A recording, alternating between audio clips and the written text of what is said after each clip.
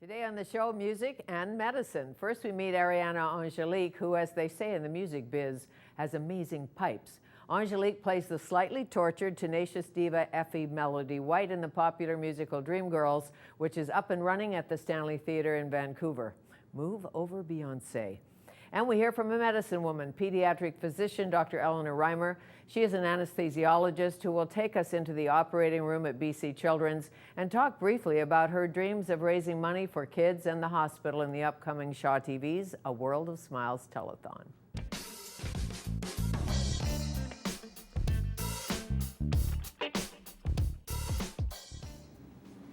It's good to be here with you today and with born in California dream girl Aurianna Angelique. She rocked the rafters the other night when she burst forth on the Arts Club stage in the delightful, the lovely Motown musical DreamGirls. Even though Aurianna didn't grow up in the hot days of the Apollo Theatre and Motown music, her jazz singer father, her gospel roots, and onstage experience is why she was perfectly cast to play struggling performer, marvelous singer, and misunderstood diva Effie Melody White in Vancouver's DreamGirls production. And a production it is. Yes, it is. So much fun. And good reviews already. Already. So happy. Yes, the reviews have been very, very good. Do you read reviews? I do. I read them all. I do. I love the criticism. I love it. Yeah, it's good to know. It's good to know what the community is thinking of the show. So yes, absolutely. So when you started in showbiz, yes, did anybody tell you never read reviews? I've been told that, but I always love the criticism, and I always love to hear what the audience is thinking and what the reviewers are thinking. I think it's good to know. Well, and you've been singing since you were 6 or something like that. Absolutely. Started singing gospel at 6 years old. Really? Yes. In the church? In where? the church and choir in California, in Santa Barbara. And then from there I went on and did my very first musical. It was called Once in This Island. And from there I knew I wanted to be on the stage. I bet. Yeah. You didn't have to speak in tongues or anything? Well, no. Just sing? Just singing, just singing. So many.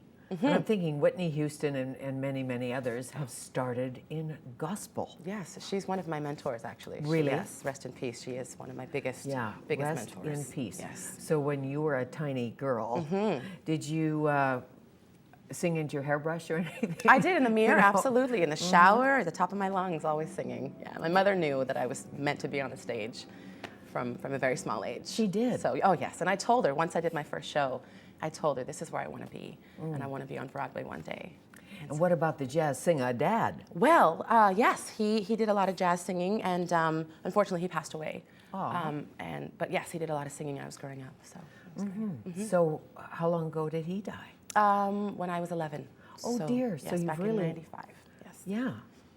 You remember him, I do. His jazz influence isn't really what drives you today, I'm suspecting. It's true. My brother's also a performer as well. He does theater as well. He did Lion King in New York and in LA. And so he's been one of my mentors as well. I followed his footsteps. Yeah. Wow, how many in the fam? I have 2 older brothers. Okay, Yes, one my in eldest. showbiz. Yes. Like you. Yes. And the other one's in California raising his family right now. Did you take theater in school? I did. I went to OSHA, which is an Orange County Performing Arts high school. And then I went to New York and went to the American Musical and Dramatic Academy for 2 years. Good academy. Good academy. And then from there, I've been working ever since. I've been blessed to be working. And on a day of a performance, like a Dream Girl performance, how do you prepare? I know you have a matinee today. I do. And an a regular show at 8 o'clock. We have 8 shows a week, and I have a very routine warm-up, which is I have to steam in the morning. It takes me at least 2 hours to get ready to sing this stuff. So yeah, vocal warm-ups. I do a bit of yoga to stretch and And you don't drink the night before? I do not. I actually, no, not at all. Not on this contract. No, not for on sure, this one. because your part is big. It's very demanding, yes. Emotionally, physically, vocally, it's very demanding. And you know, I actually grew up listening to Jennifer Holliday, who was in the original, which opened in 1981. Yes. Grew up listening to her. Oh. And so I feel like I'm able to capture a lot of her passion and also bring my own. And she, as you know, star on Broadway, made her a star, didn't it? Yes, absolutely. Right, and then Jennifer Hudson earned an Oscar for the movie, for her first movie. She was amazing in that as well. Well, I said move over Beyonce, and hearing you sing is why I said that. Well, thank you so much. DreamGirls itself, loosely based on the Supremes. Yes. And Motown music and what was going on then, Diana Ross and the rest. Yes, Effie White is based off of Florence Ballard, who was a part of the Supremes for a while before she was let go. And that's what happens to Effie as well. Yes, and was she let go because of drugs or booze or yes, and that's not what romance Effie, or lack of romance? Yes, it was in drugs real life. In real life, yes, she was going through a lot, and terribly talented, and like so talented. you. Thank you so much. Okay, so set this up for me. This is Act 1. Okay. The girls are singing "You're Stepping on My Heart," and that would be Effie, Dina, and Laurel. Yes, we're singing "Move." Yes. Okay, let's take a look. Let's do it.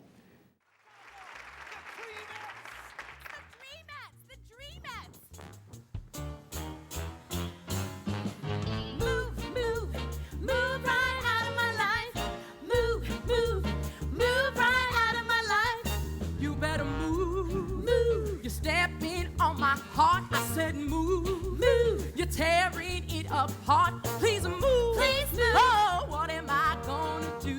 My heart is breaking up over you, breaking up over you. You got such magnetic power that just keeps holding me down. I feel just like a flower that you're keeping stuck in the ground.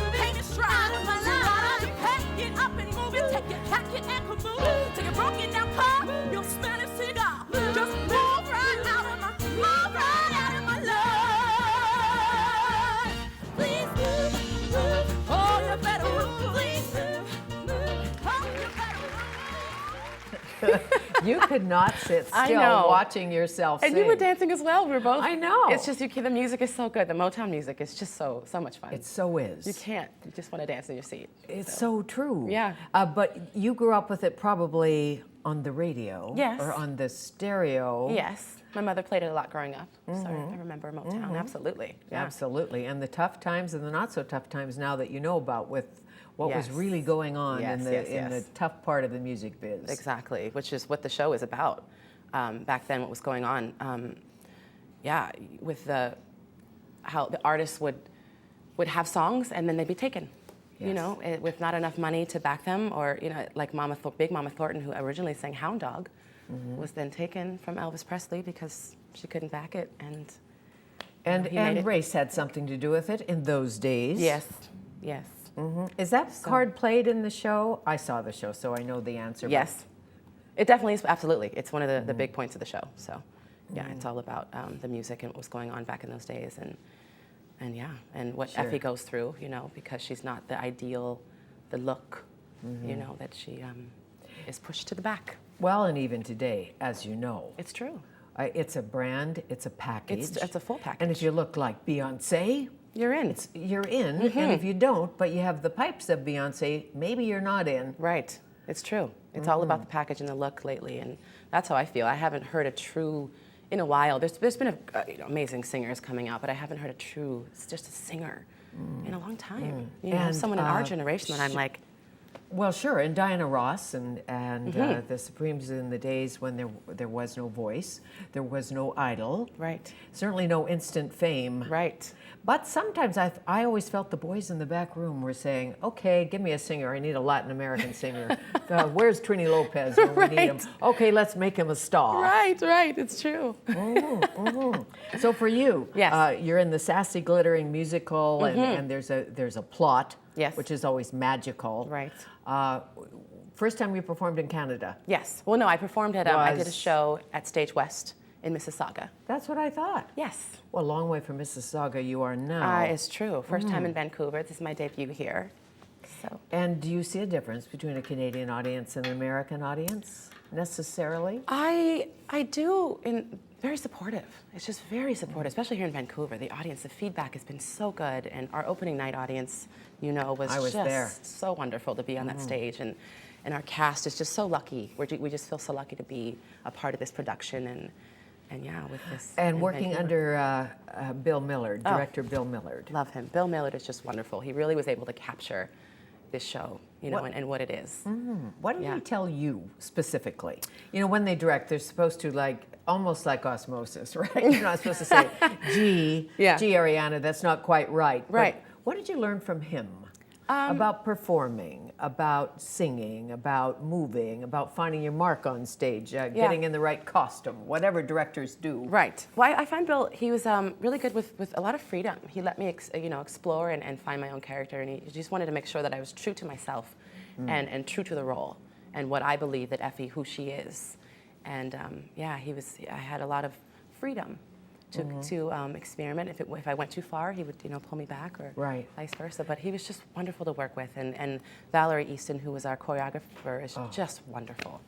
You know, she's great. Choreography is a big part of this. Huge part. It's half of the show. So exactly. You know. And backstage, well, singing and dancing at the best of times for most of us is not so easy. It's not. No, it's not. But and also the costumes. You've seen the show as well. Beautiful. Sheila White, who did the costumes, are just stunning. Stunning. It's just beautiful to look at. So when you three get together, and by you three I mean the girls. The girls. Yes. So that'd be Star Domingue. Yes. Domingue and Karen Holness. Yes, Karen Holness. And who plays Dina?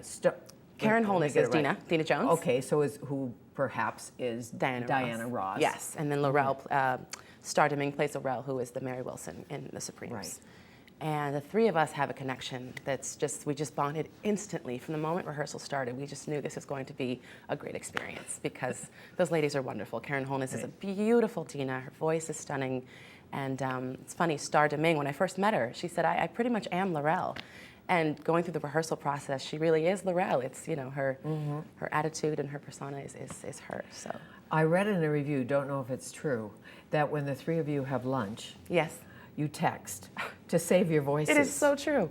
We do not speak, the four of us. Also, the other who replaces me, who is the Michelle in the show, her name is Crystal Ballant, and the four of us will have lunch, and we'll just be on vocal rest and be texting and giggling, but just not.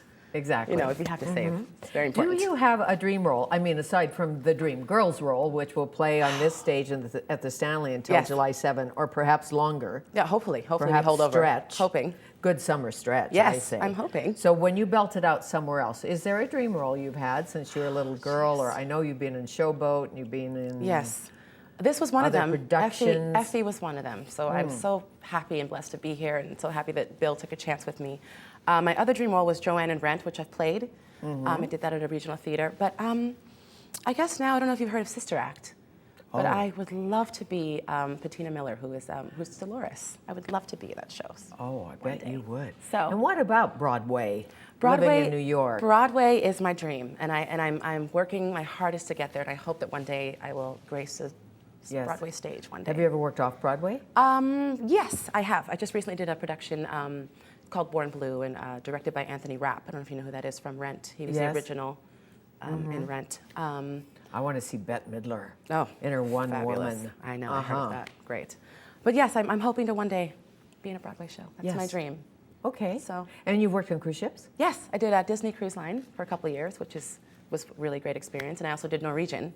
I saw the world and traveled. Bet you did. Now, when you work on a cruise ship, what's the accommodation like? Are you in the bottom with the crew? Well, we are. We're crew? very below. The cabins are small, but it's just a great experience. You get to see the world while singing and getting paid. Right. And Exactly. The guests come on and they're on vacation, so it's a good time. Singers and Superstars. Well, next time I'm in New York, I expect to see you on Broadway. Oh, I'm hoping. Like once, DreamGirls, and can I come backstage? Of course. Of course. You'll be front row. You'll have VIP, Front row. everything. You'll meet the cast. It'll be great. Well, Carol Channing, in the old days, she used to bring people backstage and then, sit kids on her lap. And it was a different time, wasn't it? How nice to meet you. Yes, Welcome to Thank Vancouver. you so much for having me. Spectacular. Yes. Spectacular show. Thank you so much.